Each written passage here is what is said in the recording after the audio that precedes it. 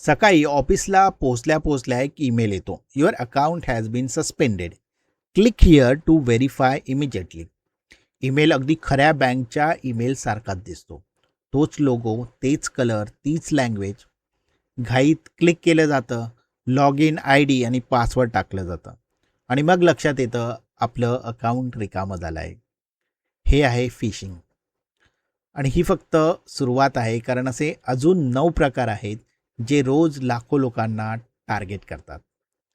नमस्कार मित्रांनो, स्वागत आहे तुमचं माय डिजिटल डायरीज या आपल्या यूट्यूब चॅनलवर. Hey my digital डायरीजचं Marathi channel आहे आणि तुम्ही पाहत आहात शब्दटेक ही मालिका. व्हिडिओ शेवटपर्यंत पहा. व्हिडिओ आवडला तर व्हिडिओला लाईक करा, तुमच्या मित्रमैत्रिणींमध्ये शेअर करा आणि चॅनलवर नवीन असाल तर चॅनलला सबस्क्राईब नक्कीच करा. चला पाहूया 10 most common social engineering attacks. पहिला प्रकार आहे फिशिंग. काय आहे हे? हल्लेखोर तुम्हाला बनावट ईमेल किंवा मेसेज पाठवतो जो एखाद्या खऱ्या कंपनी किंवा बँककडून आल्यासारखा भासतो आणि त्यात एक लिंक देतो जो तुमची माहिती चोरण्यासाठी बनवलेली असते. उदाहरणार्थ, your Netflix subscription payment failed, update your card details now असा ईमेल येतो आणि लिंकवर क्लिक केल्यावर तुमचा कार्ड डिटेल्स चोरला जातो. कसा प्रिव्हेंट करता येईल? कुठल्याही ईमेल आला तरी सेंडरचा ईमेल ॲड्रेस नीट तपासा आणि लिंकवर क्लिक करण्याआधी वेबसाईट ॲड्रेस बरोबर आहे का हे नक्की पहा. दुसरा प्रकार आहे स्पियर फिशिंग. काय आहे हे? हा फिशिंगचा एक ॲडव्हान्स प्रकार आहे. इथे हल्लेखोर एका ठराविक व्यक्तीला टार्गेट करतो आणि त्याची पर्सनल माहिती वापरून खूप कन्व्हिन्सिंग मेसेज तयार करतो. उदाहरणार्थ, तुमच्या बॉसच्या नावाने ईमेल येतो, तुझा हा प्रोजेक्ट रिपोर्ट आज पाठव, या लिंकवर अपलोड कर, आणि तो लिंक तुमच्या कंपनी लॉग इन चोरण्यासाठी बनवलेला असतो. कसा प्रिव्हेंट कराल हा? कोणीही अर्जंट काम सांगत असेल तर दुसऱ्या माध्यमातून फोन कॉल किंवा प्रत्यक्ष भेटून एकदा कन्फर्म करा. तिसरा प्रकार आहे वेलिंग. काय आहे हा? स्पियर फिशिंगचाच एक प्रकार आहे, पण इथे टार्गेट असतात कंपनीचे मोठे अधिकारी, CEO, CFO किंवा सिनियर मॅनेजमेंट. उदाहरणार्थ, CFOला एक ईमेल येतो जो CEOच्या नावाने आलेला असतो. अर्जंट आज या अकाउंटमध्ये 50 लाख ट्रान्स्फर कर, डील कॉन्फिडेन्शियल आहे, आणि खरंच पैसे ट्रान्स्फर होतात. कसं रोखाल तुम्ही हे? मोठ्या रकमेचे कुठलेही फायनान्शियल ट्रान्झॅक्शन करण्याआधी 2 व्यक्तींचं व्हेरिफिकेशन आणि फोनवर थेट कन्फर्मेशन ही कंपनीची पॉलिसी असायलाच हवी. चौथा प्रकार आहे विशिंग म्हणजे वाईस फिशिंग. काय आहे हे? इथे हल्लेखोर फोन कॉलद्वारे तुम्हाला फसवतो आणि स्वतःला बँक ऑफिसर, गव्हर्नमेंट ऑफिसर किंवा टेक सपोर्ट म्हणून सादर करतो. उदाहरणार्थ, सर मी RBIमधून बोलतोय, तुमचं अकाउंट फ्रॉडमध्ये अडकलं आहे, कृपया OTP सांगा, असं सांगून OTP घेतला जातो आणि अकाउंट रिकामं होतं. हे कसं रोखाल तुम्ही? कुठलीही बँक किंवा गव्हर्नमेंट एजन्सी कधीही फोनवर OTP किंवा पासवर्ड मागत नाही, हे कायम लक्षात ठेवा. पाचवा प्रकार येतो SMS फिशिंग. आता हे काय आहे? तर इथे हल्लेखोर SMS किंवा व्हॉट्सअप मेसेजद्वारे एक बनावट लिंक पाठवतो जो की खूप अर्जंट किंवा अट्रॅक्टिव्ह असतो. उदाहरणार्थ, तुमचं इलेक्ट्रिसिटी बिल आज रात्री कापलं जाईल, आत्ताच भरा, असा SMS येतो आणि लिंकवर क्लिक करून पेमेंट केल्यावर पैसे थेट स्कॅमरकडे जातात.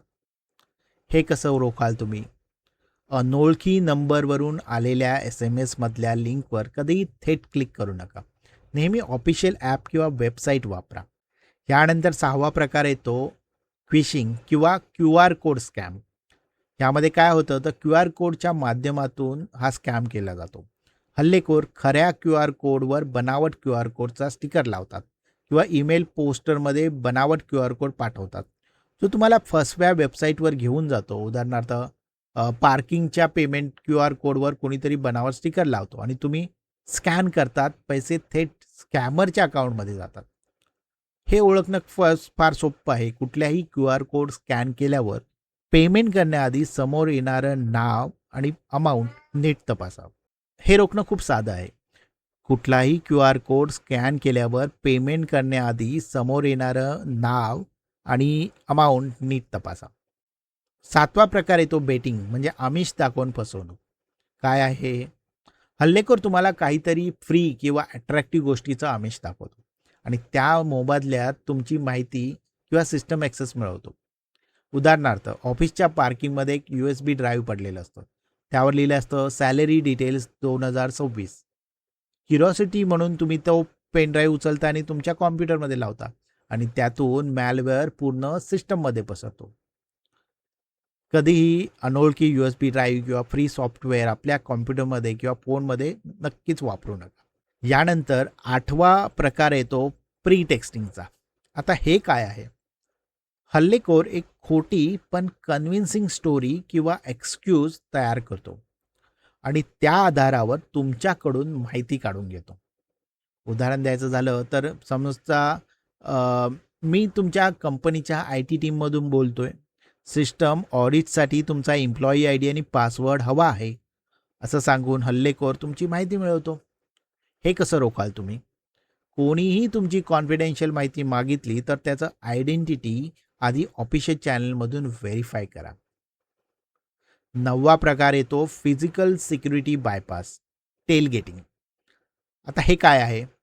हल्लेखोर एखाद्या रेस्ट्रिक्टेड किंवा सिक्युअर ठिकाणी अधिकृत एम्प्लॉईच्या मागोमाग ॲक्सेस कार्ड न वापरता आत शिरतो.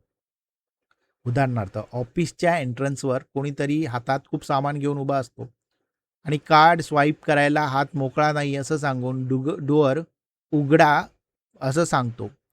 खऱ्या एम्प्लॉईच्या मागोमाग तो आत शिरतो. कितीही ओळखीचं वाटलं कुणीही तरी प्रत्येकाने स्वतःचं ॲक्सेस कार्ड स्वतः स्वाईप करावं आणि अनोळख्या व्यक्तीला मागोमाग येऊ देऊ नये. आणि आता 10वा प्रकार बघूया, बिझनेस ईमेल कॉम्प्रोमाइज म्हणजे BEC. आता हे काय आहे? तर हल्लेखोर कंपनीच्या एखाद्या सिनियर व्यक्तीचं ईमेल अकाउंट हॅक करतो किंवा त्याच्यासारखा दिसणारा बनावट ईमेल तयार करतो आणि वेंडर किंवा एम्प्लॉईला खोटी पेमेंट रिक्वेस्ट पाठवतो. उदाहरणार्थ, कंपनीच्या CEOच्या नावाने फायनान्स टीमला ईमेल करतो, नवीन वेंडरला आजच पेमेंट करायचं आहे, ही अकाउंट डिटेल्स आहेत आणि पैसे थेट फ्रॉड अकाउंटमध्ये ट्रान्सफर होतात. आता हे कसं रोखू शकतो आपण? कुठलंही मोठं पेमेंट करण्याआधी ईमेलमधली रिक्वेस्ट खरी आहे का संबंधित व्यक्तीला फोनवर थेट कॉल करून नक्कीच कन्फर्म करा. आता मला सांगा कमेंटमध्ये या 10 अटॅक्सपैकी कुठला अटॅक तुम्हाला सगळ्यात जास्त डेंजरस वाटतो? खाली कमेंट करून नक्की सांगा. मागच्या आठवड्यात आपण बघितलं होतं सोशल इंजिनिअरिंग म्हणजे काय, आणि आज आपण पाहिलं सोशल इंजिनिअरिंगमध्ये अटॅक्स कोणत्या प्रकारे केले जातात. पुढच्या आठवड्यात आपण बघू सोशल इंजिनिअरिंगपासून स्वतःला कसं वाचवायचं. हा व्हिडिओ नक्की चुकवू नका. व्हिडिओ आवडला असेल तर व्हिडिओला लाईक करा, तुमच्या मित्रांसोबत शेअर करा आणि हो, माय डिजिटल डायरीजला सबस्क्राईब केलं नसेल तर आत्ताच करून टाका. व्हिडिओ शेवटपर्यंत पाहिल्याबद्दल धन्यवाद. मी भेटेल पुढच्या भागामध्ये.